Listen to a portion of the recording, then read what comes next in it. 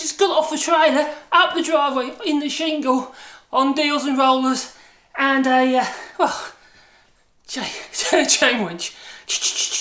No, chain winch. And now, I've got it in, I've got to lift it up now.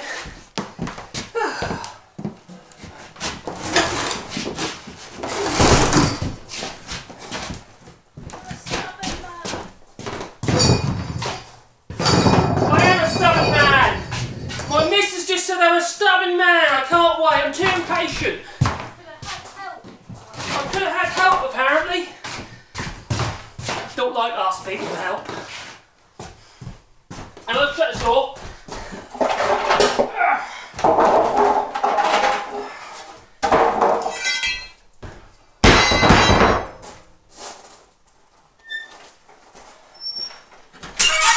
How's that? Is that better?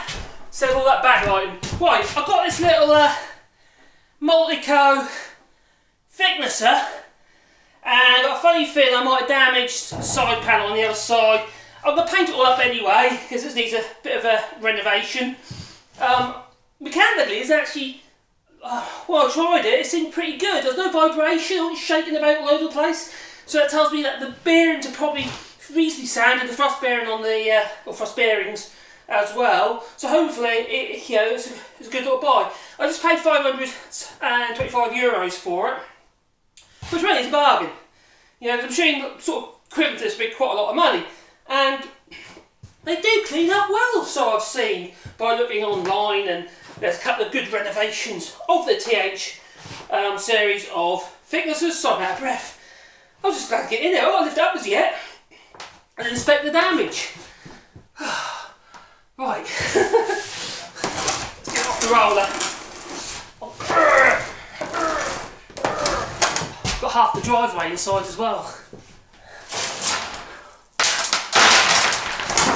Right, it's off there. I'm a bit dreading to see how badly dented the other side is. That's only a flat steel panel, so I can easily flatten it, and I'll paint it up all that. I hope so anyway, I haven't done any other damage. That's what happens when you're impatient. I'm not 100% confident either if that table's actually 100% flat either. On the thickness of the table, you can't see it at the moment, but you will do in a second. Because I am going to try and lift it up. Right, where do I lift from?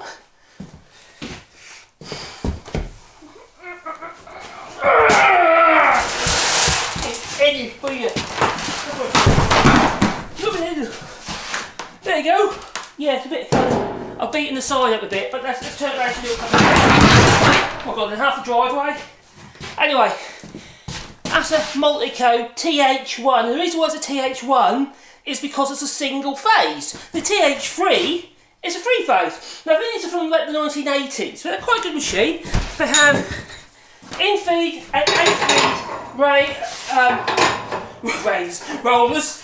I'm sorry, rollers which are adjustable with these screws on the end, so you can set the table perfectly flat. The thing I don't like about it is it's only a two-piece, two-knife cutter block. But really, that shouldn't really matter. It's all relative to the actual speed of the cutter block, and it does look pretty fast, to be fair. Now, I have seen it running. And I was checking all the rollers, make sure there's no terrific end flow on the cutter block, which there isn't. You'll get a little bit of flow on your feed rollers, that's supposed to be. That's fine. And these aren't rollers, these are actually like the two cast iron side panels, or the frame of this particular machine is held together with four of these tubular steel members here. So the big bolts that go in the end and that hold the two sides together. And these are just tin plate sides there and there, but the rest of it is all cast iron. Now, if I compare that to this little 10-inch machine over here, now this is what they call a Profi line. It's just a Chinese import. I have to be honest, it's been a really good little machine to me. But now I've got a dedicated thicknesser, providing this machine here ends up running as I want and does a job as I want, I might be putting this one up for sale and get myself a jointer. Little 8-inch jointer, I think, because I've got longer tables. And if you want to trim a bit timber up, you need long tables, where these tables are relatively short in comparison. It is a 3-knife cutter block, which is quite nice. And that's got an iron cut block as well. And yet again, these are tin plate size, but the chassis is also steel. It's not iron, whereas the chassis on this one is iron. So it's considerably heavier. This machine isn't too bad to handle. You think it'd be heavy, but it's actually not that bad at all. God, that was a job on your own. Now, I bought it from a guy who lives about an hour away from here in France. Obviously, he's in France as well. English chappie. And basically, we had to manhandle it onto the trailer. That was actually relatively easy. So we backed the trailer up to it and we managed to lift it. Well, I did actually on my Todd and lower it onto the actual trailer itself. The hard bit was actually getting it from, I'll show you. Actually getting it from me trailer here. I was running big, so you have to get the sun in my eyes. From here, up that gravelly path amongst all my rubbish, over these deals. I tried a big sack barrow, but that was points I couldn't lift it on there, so that didn't work. And I used this chain winch here, attached to my outside woody area here, my colonial workshop, and I used that to get this far. Then from that I managed to get onto rollers, over the top deals. First I started with wooden rollers, but now I've got vampire stakes. Yeah, that didn't work. And that's pretty much what damaged the side of the machine, because they snapped and they pushed into the flex of the machine instead of actually sitting on the corners. So then I reverted to gas pipe, short bits of gas pipe, rolling it on that. Well, this, I don't think it's such a gas pipe, it's a bit of steel pipe here and a bit of gas pipe there.